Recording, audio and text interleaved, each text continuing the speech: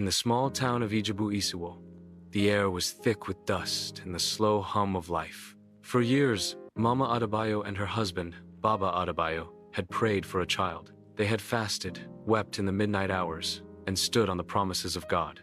But every year passed without the cry of a baby in their home. People whispered.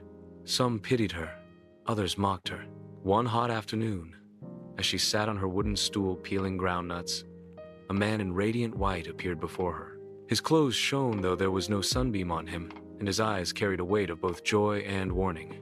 In a voice that was calm yet commanding, he said, "You will conceive and give birth to a son. No razor must touch his head, and he must not drink palm wine or strong drink, for he will be set apart from birth to deliver this land from its oppressors." Before she could even respond, he was gone. When the child was born, they named him Oluwasanmi. God has rewarded me. From the time he could walk, there was something different about him. His strength was unusual. At 12, he killed a goat with his bare hands. At 18, he uprooted a stubborn palm tree without tools. People began to talk about him as if he were untouchable.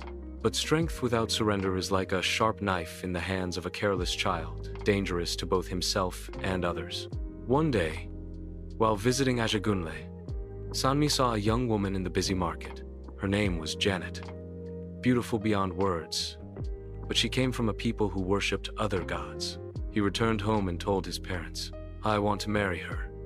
His mother tried to reason with him. "There are women who serve God faithfully here.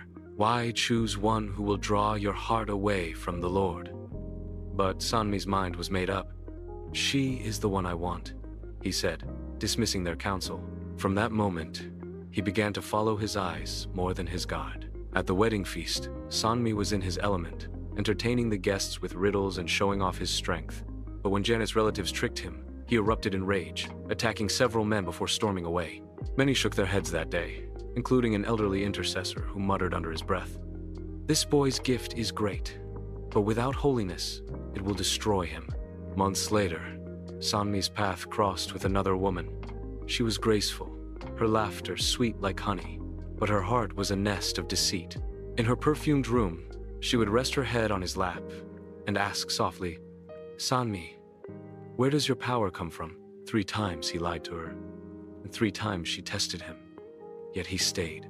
One night after being with her, he dreamt he stood between 2 roads, one narrow, glowing with light, and another wide, filled with music and dancing.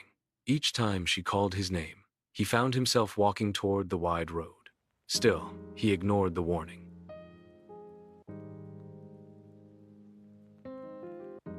"If my hair is cut, my strength will leave me." That night, while he slept, her relatives crept in and cut his hair. When soldiers burst into the room, he woke thinking he could fight as before. But something was different. His arms felt heavy, his chest weak. The Spirit of the Lord had left him. They bound him in chains, beat him until his body was bruised, and gouged out his eyes.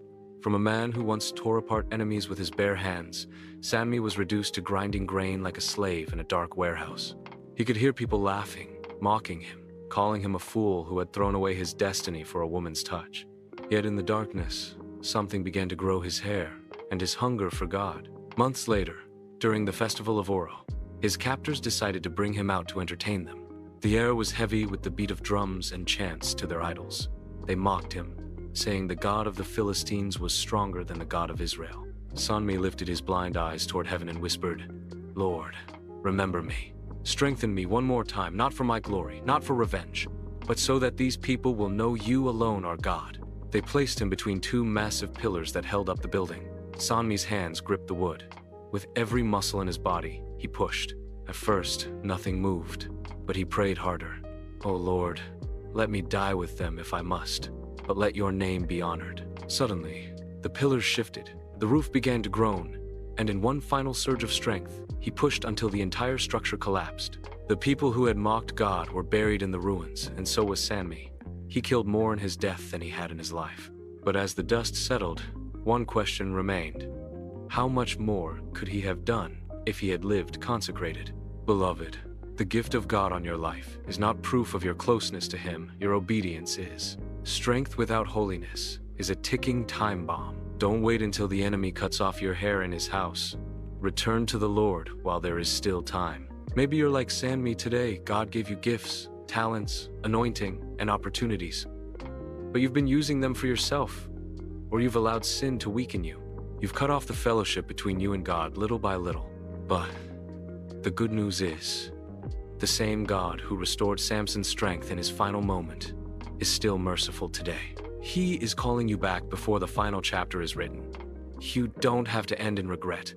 Right where you are, you can return to Him.